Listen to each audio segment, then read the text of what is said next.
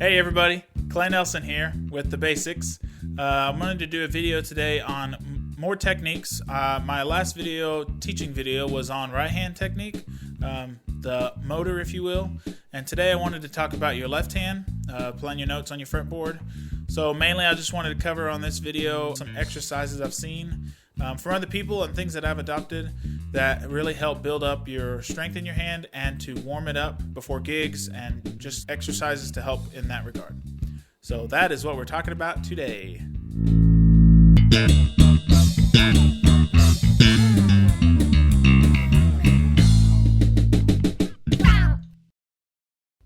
So first I want to talk about hand position. It seems pretty easy, and I'm sure that it's no big deal. I just wanted to mention a couple of things that I thought were important. Your left hand needs to stay relaxed. You don't want to put too much pressure on it. It can tire out because it's doing a lot of the movement. You want to make sure that it doesn't get tired. You want to help build up that strength. So there's some stretches you can do, like in the last video, to help stretch out your hand. I like to put my hands together and just kind of push apart like this. Stretch out those ligaments and those finger muscles. Ooh, that feels good. And that helps kind of stretch them out. You can either do something like this where you're kind of went through your fingers. That feels good. That's just an initial stretch you can do. Something else that I like to do is just, it seems simple, but just kind of shake your hands out. It kind of helps loosen up the joints too. It seems a little crazy, but that just kind of helps when you're warming up, just kind of shaking them out. So then coming back to hand position after they're kind of stretched out, just kind of grab your base neck. You want to make sure that your thumb is back behind your neck and that your fingers are curved slightly and pushing into the fretboard. So all your pressure goes down into the fretboard. And then your thumb is back behind, normally behind the second finger, more or less. I mean, it fluctuates from time to time, but that's the strongest finger in your hand, and that gives you the most stability. And then you just push, act like you're trying to squish the fretboard in between your fingers and thumb. Another tip that I would say is, I learned this from my upright bass lessons back in college, trying to keep one finger per fret. So like starting on the 4th fret of the E string, your first finger would be on the 4th fret, your second finger would be on the 5th fret, your third finger would be on the 6th fret, and so on. And as you push down, don't let up the other fingers. So 1 would then stay down while you're pushing down 2. And then 1 and 2 would stay down when you're pushing down 3. And 1, 2, and 3 would be down when you push down 4. This gives your fingers kind of a helper to when they push down. So your pinky's not all by itself, which is the weakest of your hand, pushing down on the notes. So it just kind of helps give them some strength to push down. And you do that on all strings.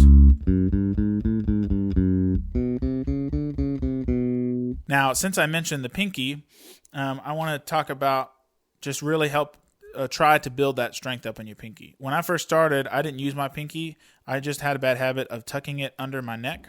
And so just playing with these 3 fingers.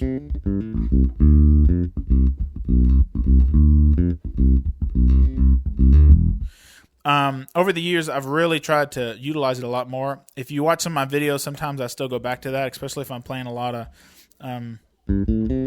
runs that involve just a whole step. I'll do a lot of that, but I would encourage you to start using your pinky a lot more to build up that strength. It's a very important finger that should be utilized for stretches on chords and just for octaves. It's not so much strain on your other fingers to make that reach. Of course you can do it, but I learned that from my upright bass, is to do the claw. That's what I call the claw. When you do an octaves, your first finger on, let's say on the G on the 5th fret, and your pinky on the G on the 3rd fret of the E string, and your pinky on the 5th fret of the D string. That's an octave. Kind of develop this claw to where it's muscle memory. So whenever you're doing octaves, you don't have to think about it. You just know where they are. You don't have to look. It doesn't matter where you are.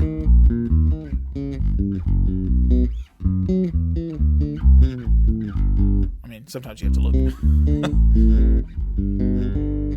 That's what I would encourage you to do. Some of these exercises will help build up this pinky as we go, that I'll say at the end of the video, but just really start thinking about using your pinky if you don't, because it's a huge benefit to your playing.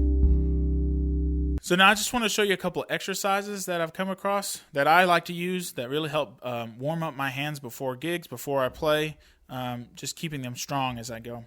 The first one is from John My Young. He's a bass player for Dream Theater. Amazing bass player. You need to check him out. They are a progressive rock band from the 80s.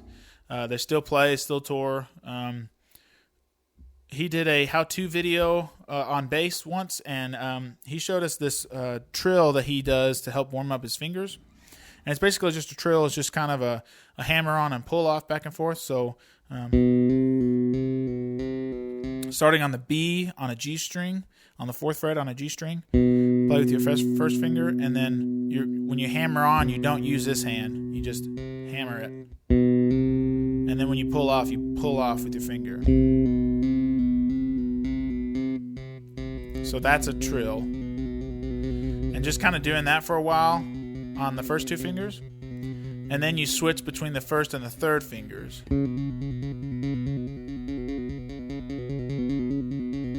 and then you switch between the 1st and the 4th finger. That's the hard one. And then you can just kind of go in between any of those.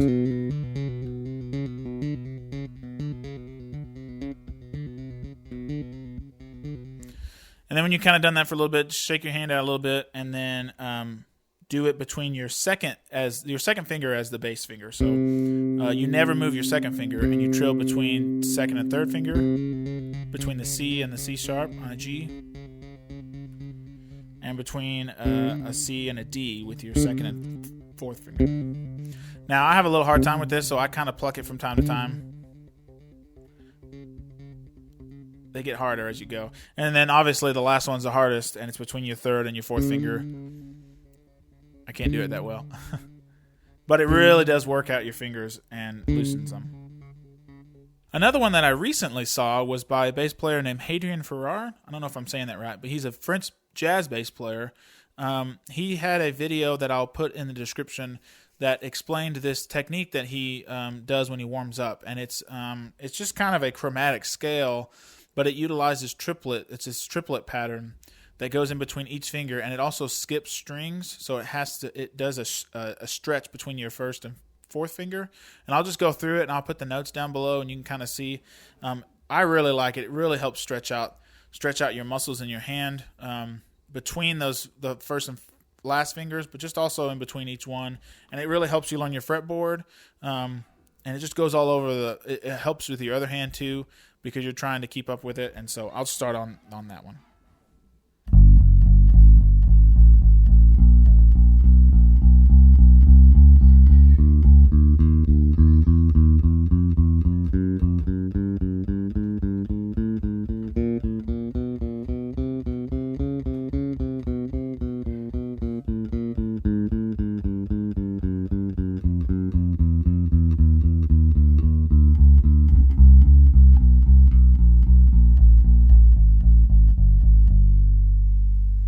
And so obviously that's slower. Now you go as fast as you can, or as fast as you want. You keep building up that speed but just that stretch really helps strengthen it.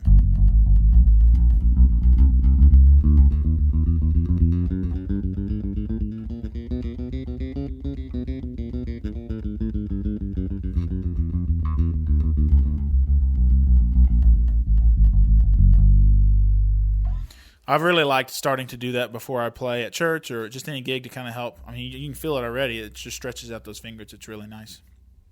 Well, thanks for watching, guys. I hope that helped you out. You can take some of those and try them out, and I hope that they help build up your dexterity and build up your strength in your fingers to let you play longer and to help you learn the fretboard.